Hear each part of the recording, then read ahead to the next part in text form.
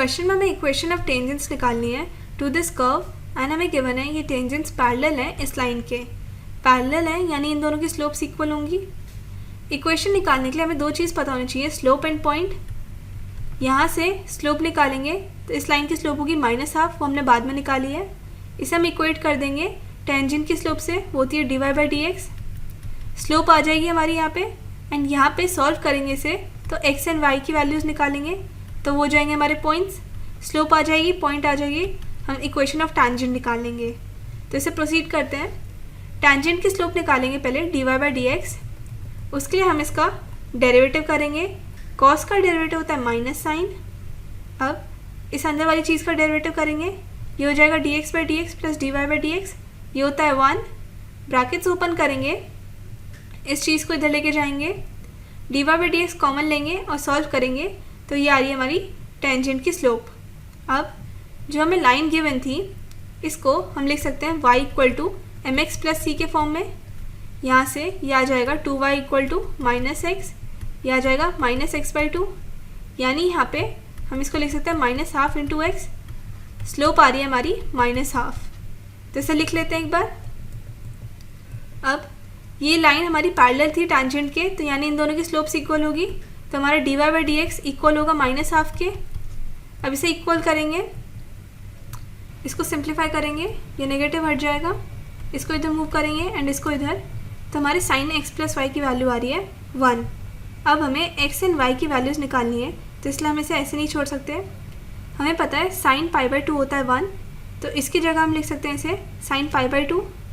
अब यहाँ पे हम इसे डायरेक्टली इक्वेट नहीं कर सकते, क्योंकि एक चीज़ समझिए, जो हमें इंटरवल गिवन है -2π से लेकर 2π तक, यहाँ पे हमारे x + y की वैल्यू π/2 काफ़ी जगह पे हो सकती है, तो इसलिए हम इसे डायरेक्टली एक ही पॉइंट पे नहीं लेंगे।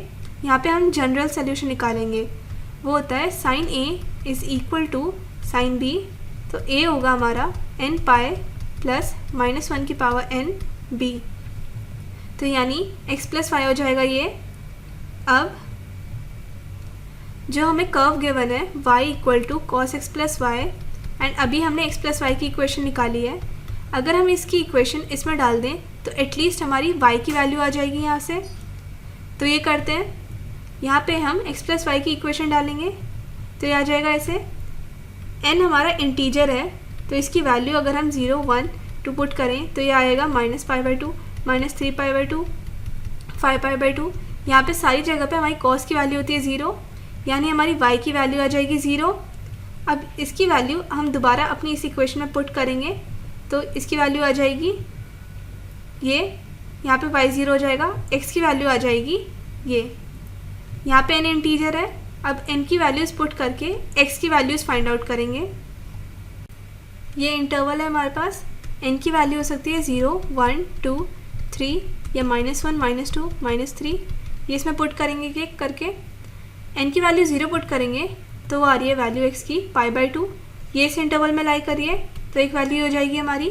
अगर हम n = 1 डालेंगे तो हो जाएगा x = π + -1 π/2, ये हो जाएगा π/2, ये वैल्यू सेम आ रही है। अब n = 2 पुट करेंगे तो ये होगा 2π + -1 का स्क्वायर 5π/2, पर ये इस इंटरवल के बाहर आ रहा है तो हम n = 2 वाली वैल्यू नहीं लेंगे। अब क्योंकि n = 2 पे ये वैल्यू बाहर आ रही है इंटरवल की, तो n = 3 या उससे बड़ी वैल्यू इस पर भी बाहर आएगी। तो अब नेगेटिव वैल्यूज़ के लिए चेक कर लेते हैं एक बार। अगर n = 1, -1 पुट करूँगी तो ये आ जाएगा -3π/2। सिमिलरली n = -2 पुट करूँगी तो ये होगा -2π + -1 का -2 π/2। सॉल्व करेंगे तो आएगा -3π/2, ये वैल्यू सेम आ रही है। एंड सिमिलरली n = -3 के लिए भी ये वैल्यू इंटरवल से बाहर हो जाएगी। तो हमारी दो वैल्यूज़ आ रही हैं x की π/2 एंड -3π/2।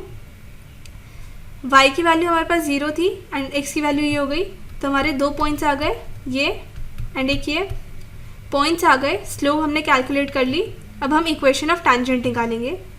इक्वेशन निकालने के लिए फॉर्मूला ये होता है, इसमें वैल्यूज़ पुट करेंगे तो हमारी दो इक्वेशन आ रही हैं टैंजेंट्स की, ये